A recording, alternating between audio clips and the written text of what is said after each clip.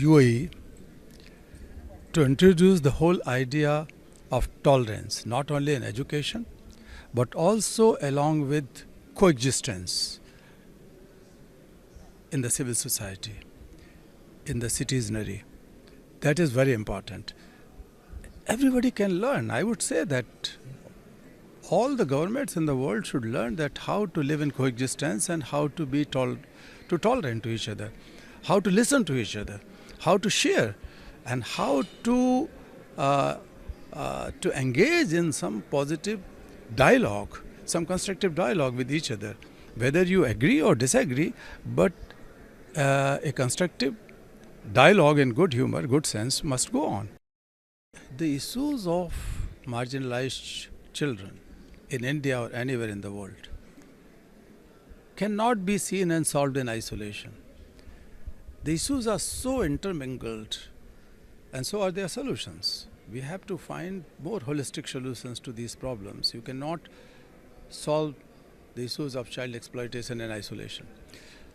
What I have realized is that there is a serious leak. I'm not just talking about India. I work across the world for decades.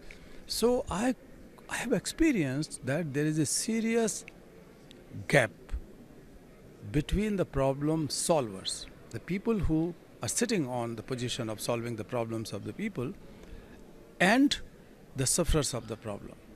This gap is widening and deepening. That is one. And secondly, this is resulting in a serious lack of moral accountability and moral responsibility. So that is important, that we have to feel differently.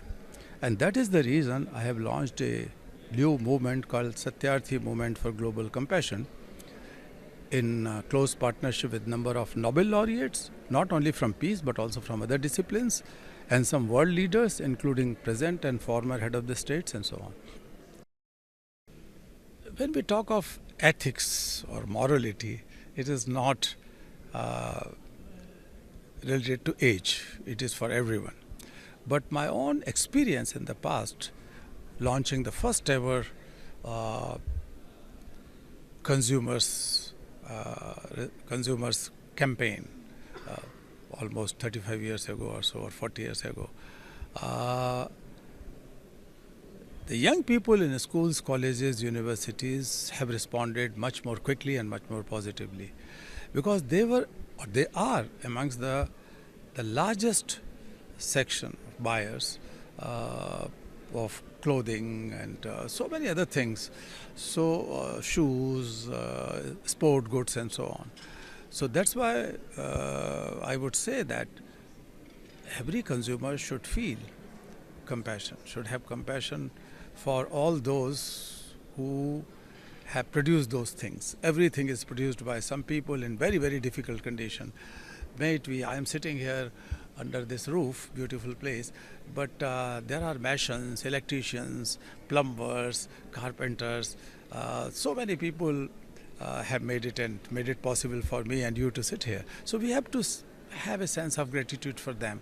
And that is the beginning of being compassionate for those who are responsible for producing those things which we are using. So that's why I have gone a step ahead, a step further than just talking about the ethical consumerism, because ethics sometimes differ from place to place and time to time. Much, I would say, universal is compassion. So we have to build a compassionate consumerism, when the consumers can feel gratitude as well as a sense of moral responsibility towards them. So in the entire supply chain, what I call for creating the supply chain of gratitude.